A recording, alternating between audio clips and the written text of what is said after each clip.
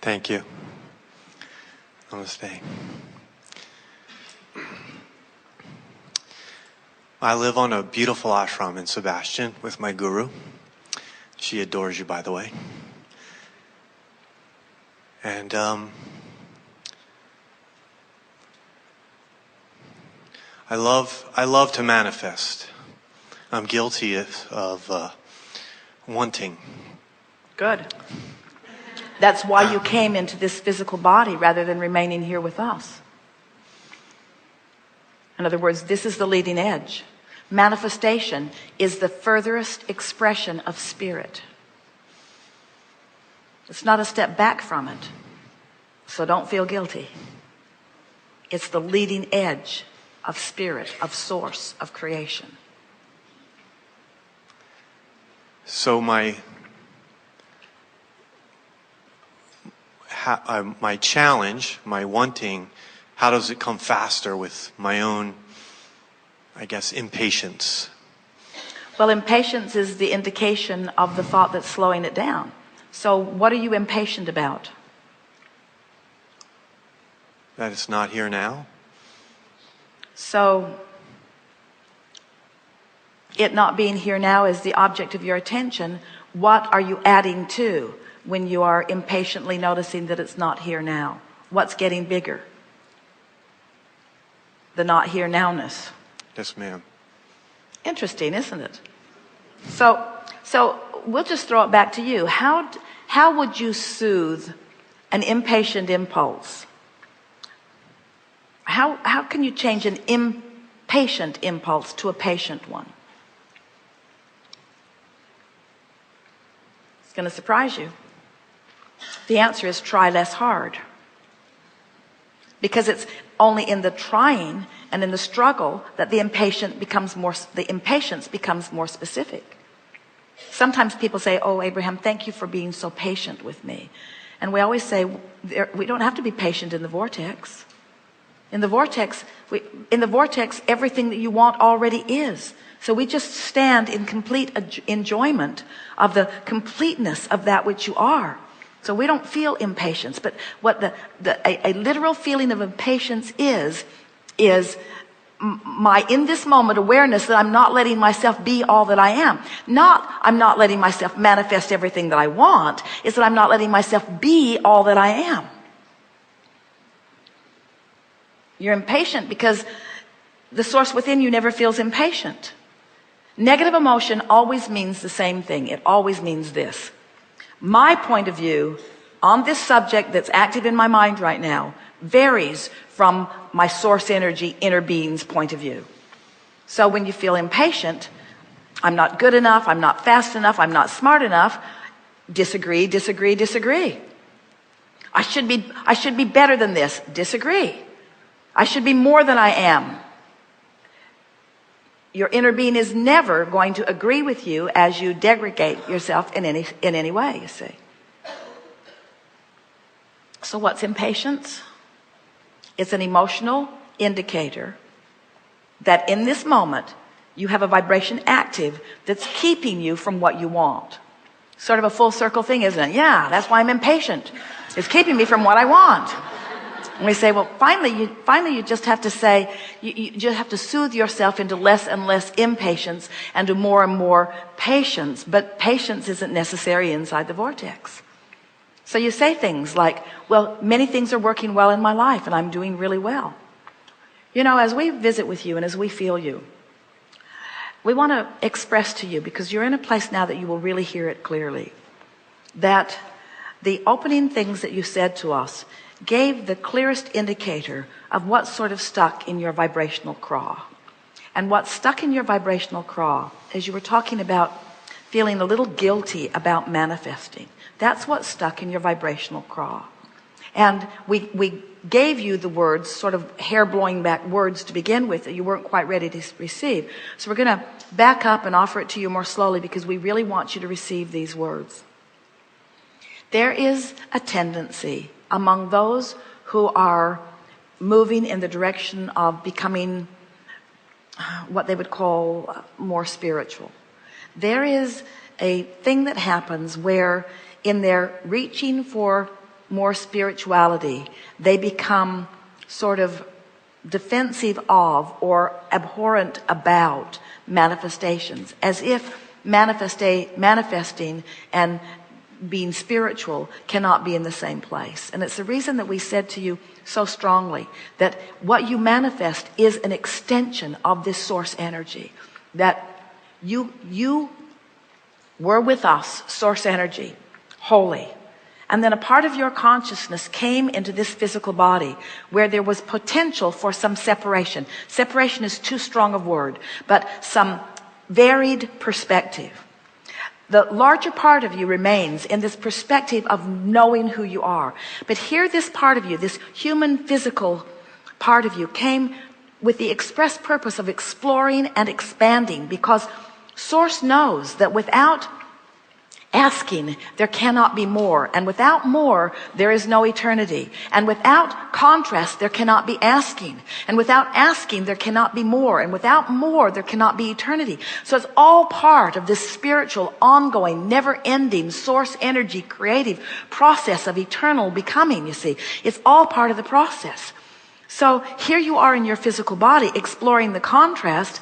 And sometimes, as you're surrounded by others who ask you to behave in ways that please them, you and almost everybody else you know loses sight sometimes of your connection to source energy. When you care about what somebody else thinks more than you care about your alignment with source energy, then your guidance gets more and more sketchy. And as a result, lots and lots of people, even before they turn strongly towards some exercise in spirituality, get themselves pretty much vibrationally separated is too strong a word, but resistant to the vibration of their being. And then they say, well, I know what I don't want. I don't want to be worldly. I want to be spiritual. I don't want to be materialistic. I want to be godlike. And we want to say that until you understand that we're all in this together, and that there is nothing that you find here in your physical realm that is not an extension of the source energy from which you come, then sometimes you keep that place separated within you, which is the reason for what you described as guilt or uneasiness. When life causes you to ask, and then when you meditate and release resistance, and you allow yourself to flow into the fullness of all that you are, the manifestation is then the evidence not of your worthiness and not of your rightness, but simply of your alignment, you see, of your alignment. Your alignment. Nothing is more spiritual than to be in complete alignment with the source within you. Helpful? Yes, ma'am. Can you talk about one more thing? Interpret time.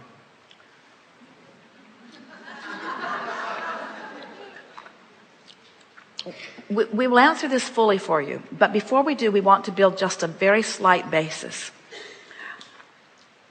Time and space are all part of the manifested reality into which you were born.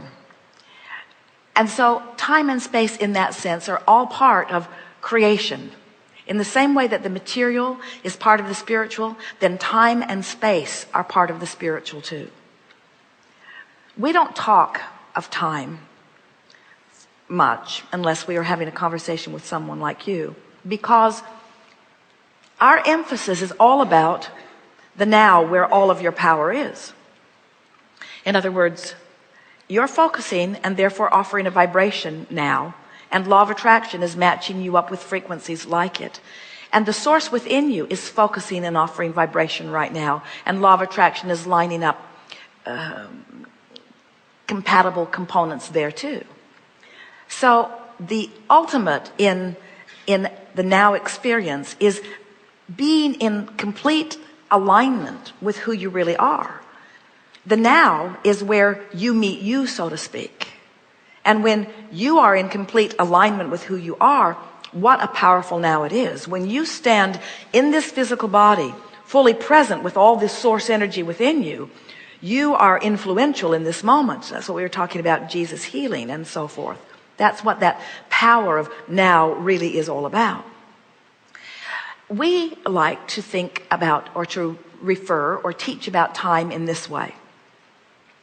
Before we gathered here today, the time, space reality and the all that isness was less than it is now.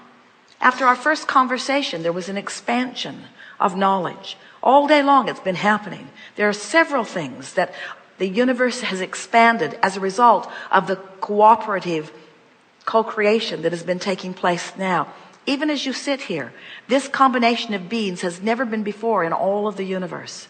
And the combination of that which you are and that which you are allowing yourself to be and that which you are presenting and that which you really are and that which we are, the combination of all of this has caused an expansion of the universe. So the universe is more now than it was before. It was less before and it's more now. And that's the only way that we regard time, is in terms of expanded universe. Now, sometimes people say, well, Abraham, I've heard that there's no real linear time and that there is no time in the non-physical. And so since there's no time, I'd like to come back in the 14th century, or I'd like to come back in the 13th century. I'd like to come back last year. I'd like to come back before my wife left me. I'd like to come back to a former time that I deem a better time. And we say, first of all, there was no time that was before that is a better time. Because the leading edge is always the time, it is always the experience that is expanded to the fullest, you see. And so it is our promise to you that as you are returning into this physical time-space reality, you're not returning into past. You're returning into now and future. In fact, when you make the decision to come, this is interesting, we've not said this to you before. When you, from your non-physical perspective, like this new baby coming forth, when you, from your non-physical perspective, make the decision to come forth into physical, you're headed right for that vortex. That sort of explains a lot of things, doesn't it? People will say, Abraham, I'm sure I didn't have free will, or I would not have been born to these parents. I would not have been born into this particular environment. And we say, you were headed for your vortex. In other words, you knew that there would be contrast, but you were headed for your vortex. You knew that you are a creator, and you knew that the variety would help to inspire you to new ideas. And you knew that you were being born with a guidance system, and you knew that you would know. You knew that you would find your way. You knew that ultimately that you would return to the fullness of who you are. So you felt no risk, only eager adventure, reason coming forward, you see. So we don't want to say time's irrelevant, because your time and your space give you an opportunity to acknowledge your progress as you are creating. And it is a wonderful thing. In your dream state, your dreams are your creations too, you know.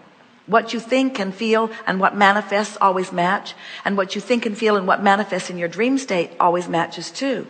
But don't you like the continuity of this time-space reality?